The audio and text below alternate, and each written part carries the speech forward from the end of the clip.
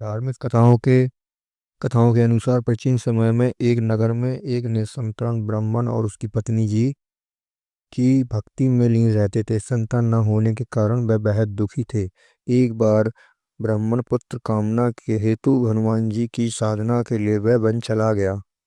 उसकी पत्नी भी पहले की भांति प्रत्येक मंगलवार व्रत रखती थी और संध्या काल में हनुमान जी के लिए भोग बनाकर प्रसाद स्वरूप स्वयं ग्रहण करती थी।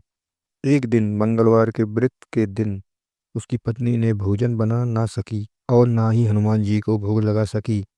उस दिन उसने प्रण किया वह अगले मंगलवार हनुमान जी को भोग लगाकर ही भोजन करेगी। इस प्रण के कारण वह 6 दिन तक भूखी रही। उसकी श्रद्धा और भक्ति भाव में प्रसन्न होकर हनुमान जी ने उसकी पत्नी को आशीर्वाद स्वरूप उसकी सेवा करने के लिए एक पुत्र दिया। संतान पाकर ब्राह्मण बहुत ही खुशी हुई और उसके बालक का नाम मंगल रख दिया।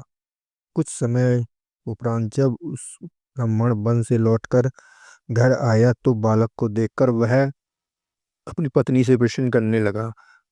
उसकी पत्नी ने बताया कि हाँ, हमारी भक्ति से प्रसन्न होकर हनुमान जी ने हमें ये बालक दिया है। यह सुनकर मूर्ख ब्राह्मण अपनी पत्नी पे व्यक्ति चलन लगाने लगा और मौका पाकर बालक को कुएं में धकेल दिया। घर लौटने पर उसकी पत्नी ने पूछा कि मंगल कहाँ है।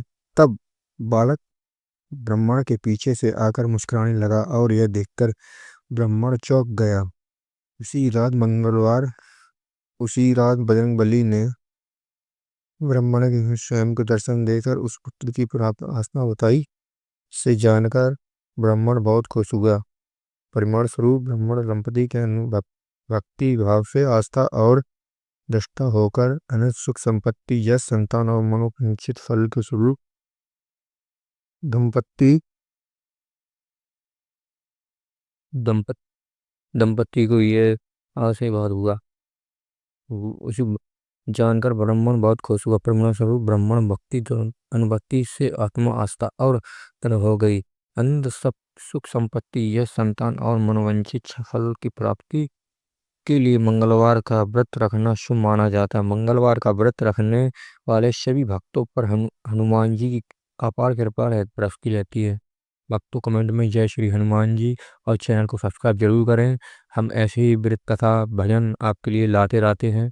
कमेंट में जय श्री हनुमान जी जरूर जरूर लिखें। जय श्री राम।